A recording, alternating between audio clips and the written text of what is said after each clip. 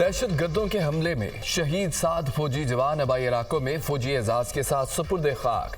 Lieutenant colonel Syed Kashif Ali Islamabad, captain Mohammad Ahmed Badar की तलागंग में तदफीन की गई। वालदार साबिर शहीद जिला खैबर, नाइक खुर्शीद जिला लकी मरबत में सुपुर्द खाक। सिपाही नासिर पेशावर, सिपाही राजा कोहाट और सिपाही साजिद की एबटाबाद में तदफीन कर दी गई। वज़ीरिस्तान हमले में शहीद लेफ्टिनेंट कर्नल काशिफ अली और कैप्टन मोहम्मद अहमद बदर की नमाज जनाजा चकलाला में अदा की गई। सदर ममलिकत आसिफ जरदारी, वज़ीर ख़ारजा, वज़ीर दाखिला की शिरकत। Army chief general Asim Munir, senior फौजी अफसरान और शुहदा के लवाहिकीन की भी शिरकत। Chairman joint chief of staff committee general Shahid Shamshad भी नमाज जनाजा में शरीक हुए। ये वादा करता हूँ कि ये मेरे बेटों का खून रागा नहीं जाएगा और हम इस खून का खराज लेंगे, इनसे सबसे खराज लेंगे। पाकिस्तान ने यह तय कर लिया है कि जो भी हमारे सरहदों पे या हमारे घर में आके या हमारे मुल्क में आके जो भी टेररिज्म करेगा, हम उसका मुंह तोड़ जवाब देंगे। सदर ममलिकत का दहशत गर्दों को मुंह तोड़ जवाब देने के अज़्म का अहदाफ। दहशत गर्दों से जवानों के बहाए गए खून का खराज लेंगे। हमारे बहादुर भाई, बेटे और दोस्त सरहदों की हिफाजत कर रहे हैं। वादा करता हूँ कि हमारे बेटों का खून रहेगा नहीं जाएगा। अवाम और फौज एक साथ हैं, दहशत गर्दों का मुकाबला करेंगे। शहीद फौजी जवानों की नमाज जनाजा में शिरकत के मौके पर सदर आसिफ जरदारी की गुफ्तगू।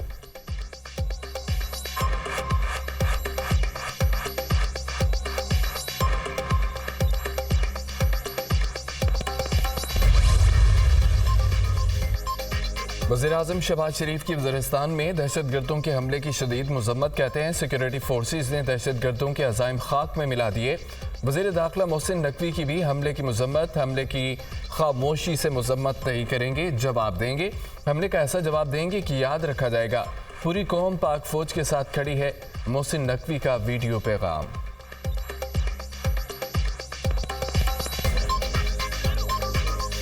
दुश्मन ने हमारे पे हमला किया है, इसका हम सब पुरजोर मजम्मत करते हैं और एक चीज़ की कौम को 100% गारंटी देते हैं कि इसका जवाब ऐसा मिलेगा कि ये सारी ज़िंदगी याद रखेंगे। पूरी कौम इसमें इकट्ठी है, पाक फ़ौज के साथ है और हम सब इस वॉर ऑन टेरर में इन सब का भरपूर जवाब देंगे।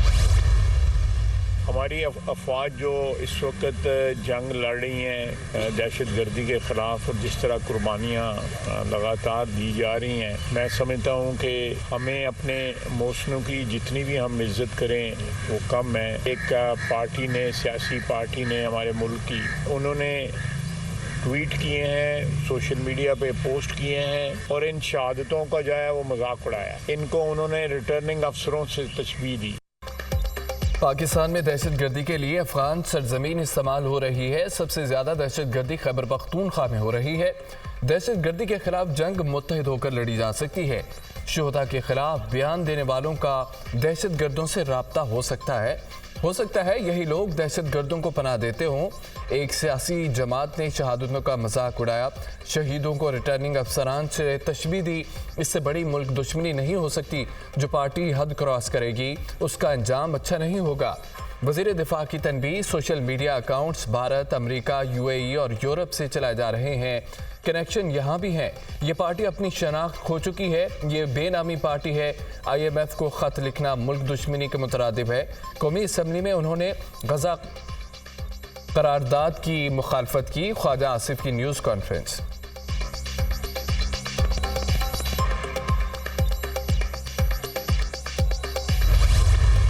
सियासी जमात जिसके माजी में भी ये ट्रैक रिकॉर्ड है कि उन्होंने शुहदा की कुर्बानियों के हवाले से तौहीन आमेज़ और तज़हीक आमेज़ कैंपेन सोशल मीडिया पे चलाई, मैं आज उसकी भी मजम्मत करने आया हूँ। माजी में भी लसबेला का हेलीकॉप्टर क्रैश हो, आपको याद होगा कि उसमें भी शुहदा की कुर्बानियों की तौहीन की गई थी, मजाक उड़ाया गया था। कल भी यही हुआ। शुहदा की कुर्बानियों को तज़हीक का निशाना बनाया जा रहा है। एक सियासी जमात ने सोशल मीडिया पर तौहीन अमेज़ मुहिम चलाई। माजी में लसबेला वाक़े पर भी मुहिम चलाई गई। शुहदा के खिलाफ मुहिम और तज़ीक नाकाबिल कबूल है। घिनौनी हरकत करने वालों के खिलाफ सख्त कार्रवाई करेंगे। सियासी तनकीद करें मगर रेड लाइन्स क्रॉस न करें। शुमाली वज़ीरिस्तान में दहशतगर्द हमले में शुहदा के अहले खाना के साथ खड़े हैं वज़ीर इत्तलात अता तारड़ की प्रेस कॉन्फ्रेंस।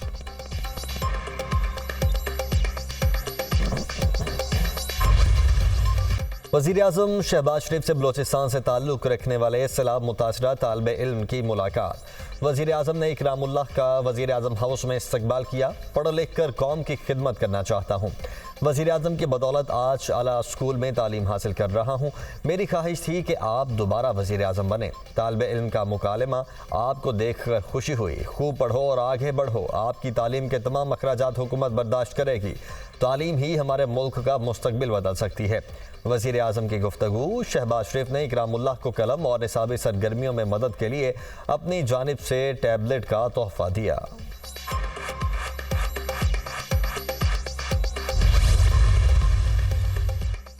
वज़ीर-ए-आज़म शहबाज शरीफ ने air chief marshal Zaheer Ahmed Babar Sidhu की मुद्दत मुलाजमत में 1 साल की तौसी दे दी।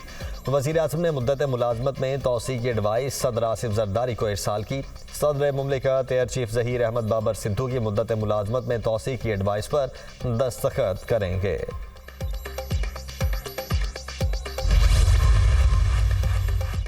IMF मिशन और मुआशी टीम के दरमियान मुज़ाकरात। फाइनल राउंड आज होगा। मॉनेटरी पॉलिसी, आइंदा बजट, रियल स्टेट अफसरान के एसेट डिक्लेरेशन पर मुज़ाकरात होंगे। IMF वफ्द मुआशी टीम से सूबों के साथ फिजिकल ऑपरेशन, कर्जों, फॉरेक्स मार्केट पर भी मुज़ाकरात करेगा। इदारा जाती reforms, anti money laundering, climate change पर मुज़ाकरात भी शेड्यूल। IMF वफ्द के साथ मुज़ाकरात आज मुकम्मल न हुए तो मंगल के रोज़ मुख्तसर मुज़ाकरात होंगे। वफ्द का बैरूनी कर्जों के रोड मैप पर अदम इत्मीनान का इजहार।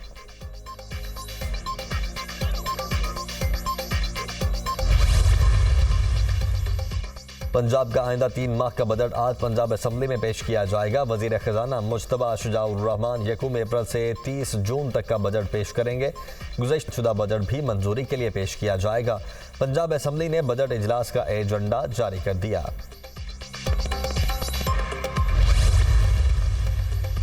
वफाकी वज़ीर अवैस लगारी का कलमदान तब्दील। वज़ीर-ए-आज़म ने रेलवे का कलमदान वापस लेकर पावर डिवीजन की वजारत दे दी। मुसद्दिक मलिक से पावर डिवीजन का इजाफी कलमदान वापस। मुसद्दिक मलिक अब वज़ीर पेट्रोलियम होंगे। काबीना डिवीजन ने नोटिफिकेशन जारी कर दिया।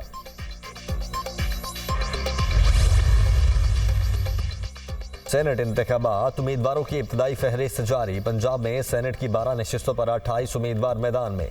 7 जनरल नशिस्तों पर 16 उम्मीदवारों के कागजात नामजदगी जमा। खवातीन की 2 नशिस्तों पर 5, टेक्नोक्रेट की 2 नशिस्तों पर 4, अक़लियती नशिस्त पर 3 उम्मीदवार। खैबर पख्तूनख्वा में सेनेट की 11 नशिस्तों पर 42 उम्मीदवारों ने कागजात जमा करवाए। 7 जनरल नशिस्तों पर 25 उम्मीदवार मैदान में। टेक्नोक्रेट की 2 नशिस्तों पर 10, खवातीन की 2 नशिस्तों पर 7 उम्मीदवार इलेक्शन लड़ेंगे।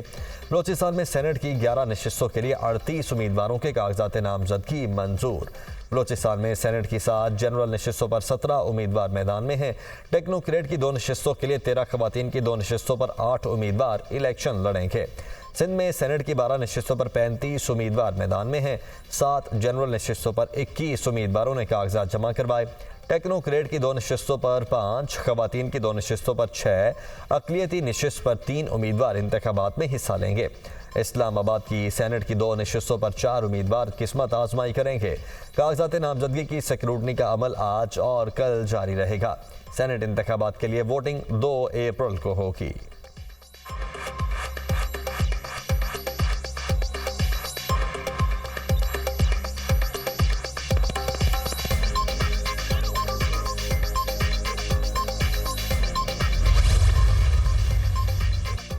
वज़ीर आला पंजाब मरियम नवाज की सेंट्रल जेल कोर्ट लखपत आमद। कैदी खवातीन के साथ रोज़ा इफ्तार किया। मरियम नवाज कैदी खवातीन को खुद समोसे, पकौड़े, फल और खाना पेश करती रहीं।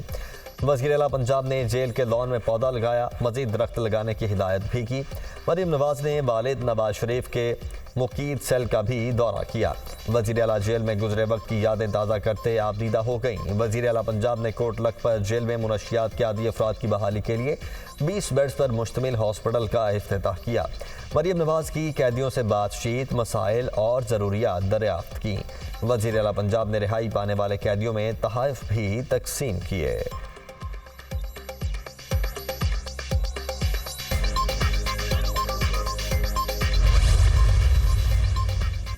वज़ीर आला पंजाब ने सूबे भर में कैदियों की सज़ा में 3 माह की कमी कर दी। 155 कैदियों की रिहाई का ऐलान। सेंट्रल जेल आते हुए खुद कैद में गुजारा वक्त याद कर रही थी। सज़ाए मौत की चक्की में बंद थी और कड़े वक्त का सामना किया। जेल में किसी ने बताया आपके वालिद की तबीयत ख़राब है और हॉस्पिटल लेकर जा रहे हैं। वो आजमाइश का वक्त था। सवाल करती थी कि मैंने ऐसा क्या किया जो मैं जेल में हूँ। अडयाला जेल में कैंसर की मरीज़ा वालिदा से बात नहीं हो सकती थी। दुआ है निज़ाम अदल में बेहतरी आए और कोई बेगुनाह जेल ना पहुँचे। कैदियों को जेलों में हुनर सिखाकर अपने पाँव पर खड़ा करेंगे। वज़ीर आला मरीम नवाज का सेंट्रल जेल कोट लखपत में इफ्तार डिनर की तकरीब से खिताब।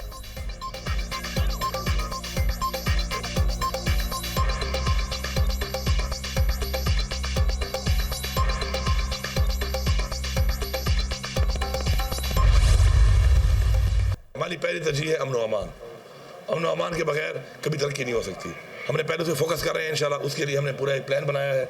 उसके लिए हम अपना फंड जो है रिलीज इंशाल्लाह करके उसके ऊपर इंशाल्लाह सूबे में इंशाल्लाह अमन कायम करेंगे ताकि हमारे लोग भी महफूज रहें। बेरोज़गारी बहुत बढ़ गई, कारोबार नहीं है।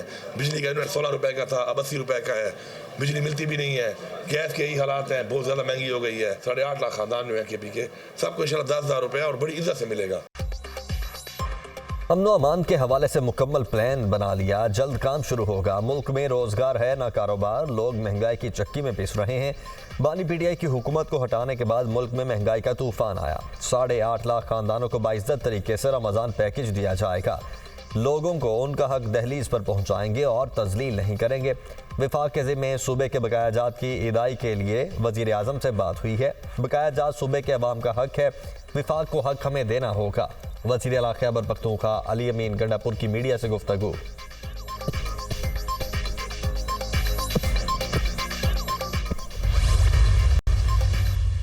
40 साल तमाम तर जबर के बावजूद MQM पाकिस्तान गरीबों महकूम की उम्मीद है। अब दुश्मन MQM पाकिस्तान को कभी कमजोर और बिखरा हुआ नहीं देख सकेगा। MQM ने अपनी शिनाख्त को अपनी आवाज़ बनाकर कौम का मुकदमा ऐवानों में पेश किया।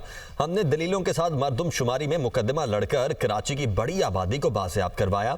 MQM के मुतालबे पर हुकूमत को मरदमशुमारी दोबारा करवानी पड़ी। मुत्तहिदा कन्वीनर डॉक्टर खालिद मकबूल सिद्दीकी का MQM पाकिस्तान के यौम तासीस पर तकरीब से खिताब।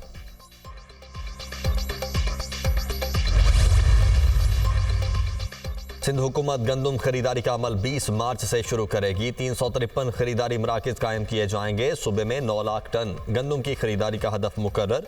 सिंध हुकूमत ने फीमन गंदम की कीमत 4,000 रुपये मुकर्रर की है।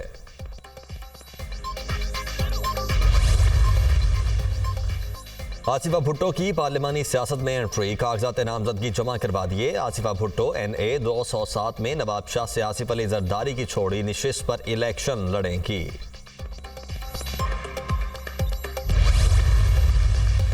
अमीर बालाज टीपू कत्ल केस में अहम पेशरफ्त। CIA पुलिस ने अमीर बालाज के करीबी दोस्त एहसन शाह की बाकायदा गिरफ्तारी डाल दी।